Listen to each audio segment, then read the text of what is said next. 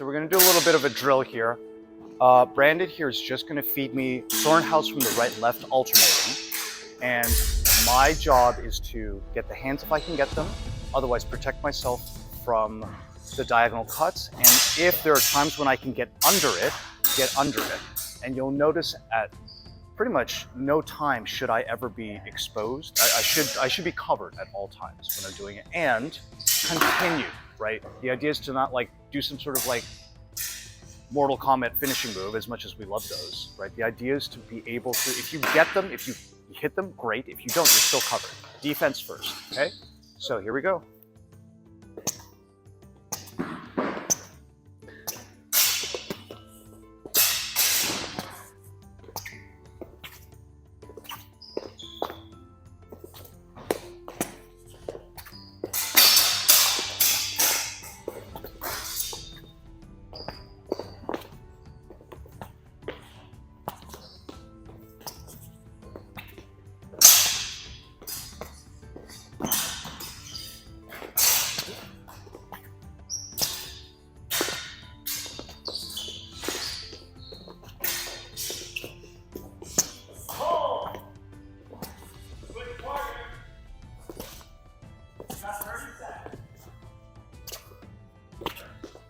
Oops.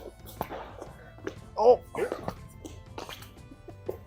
Nice, nice, nice. Yeah, good enough, good enough.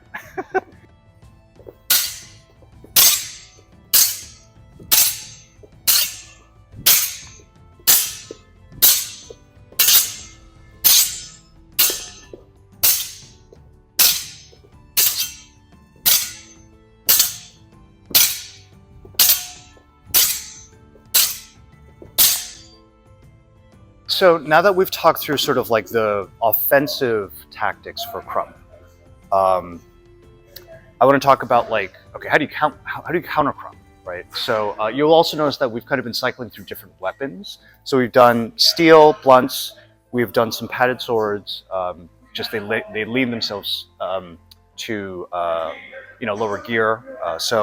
And now we're going to do sticks, but kind of the point of that is to kind of show that Krump is fairly invariant to all of those things. Like if you know the Krump mechanics, you can make them work for all of these different weapon types.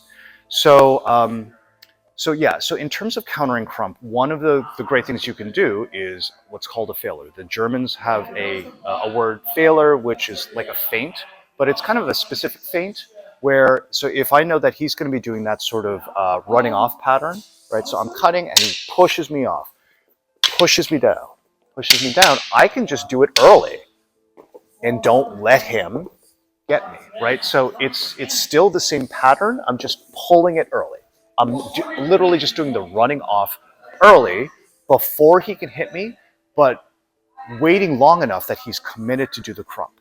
Like once I see this crossing happening, as long as my hands are not in danger, like I'm pretty safe of not being hit, and I can then kind of try to steal the initiative using oh shoot, he's got me.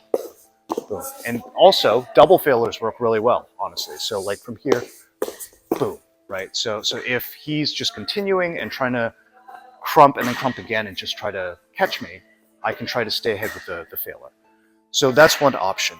The other option is if he does catch me, right, and he actually does the expulsion, the Krump downward, notice that like from here, it's very natural for this to happen, this folding, right?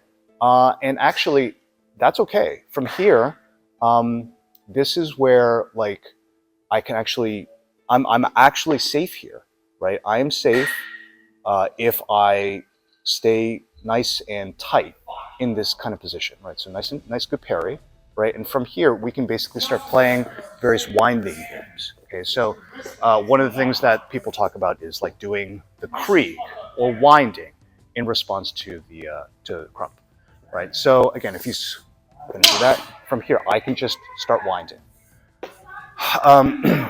So the other thing I want to point out is like that natural wind counter, that natural wind parry, like a hanging parry. You can fold more than one way, right? I can fold this way with hands uncrossed. But I can also, if I'm expecting this, I can fold this way, right? From here, actually notice like blade-wise, we're actually equal, but I can use that in order to now go to the other side and attack.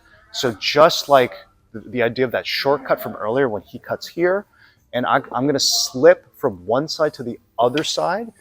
And again, that idea of like durchwechseln, changing through, is so a lot of people seem to think durchwechseln is really like a disengage, and I'd like to present the idea, maybe it's not that. Maybe it's actually single time, where I'm simply I'm changing through from one side to the other side in the same motion, okay? So, yeah, so in the same sort of sense here, now when he crumps, so I can also change from this side to the other side and go there, right? So it's an interesting option, which gets actually written about in a couple places. Lecoqner mentions it for Messer, but in fact, I believe it's also mentioned very specifically by Paul Sector Meyer, and we'll follow up with that and kind of show you like how that all actually works. But the fundamental idea is, again, when I get crumped, I have a couple choices. I could do this, or I can go here, right? So, boom, boom. Okay, so those are a couple of like the simple mechanical options that can happen when you're being crumped. So last little bit here, we've talked about the basic fundamentals and mechanics that I think everyone should be familiar with in order to be able to kind of do all the different variations you could envision for Krump. We've talked about using that Krump both defensively and trying to steal back the initiative, as well as how to actually counter the Krump. And then the final thing that I want to talk about that kind of comes from the sources is this little bit about Krump breaking Ochs, which is part of a bigger framework of like vier versetzen, for displacements, for parries, whatever you want to call it. But the idea that the master cuts counter various positions, various basic guards, right? And so I think I want to bring it up because I think it's a classic example of like, we haven't figured everything out, not to the level of confidence that I think we need to have things figured out. But this is my best take on breaking Ochs, right?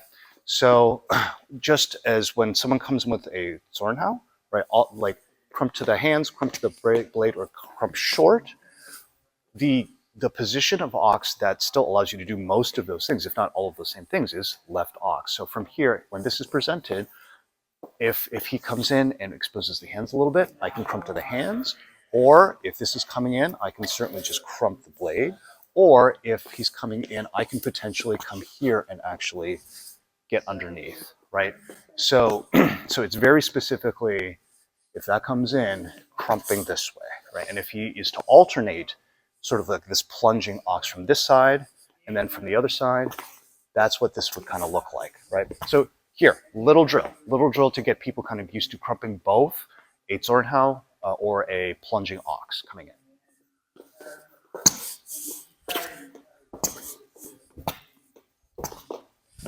And notice the leaning that I'm kind of doing to stay safe. Out of the way, and one step per Krump, right?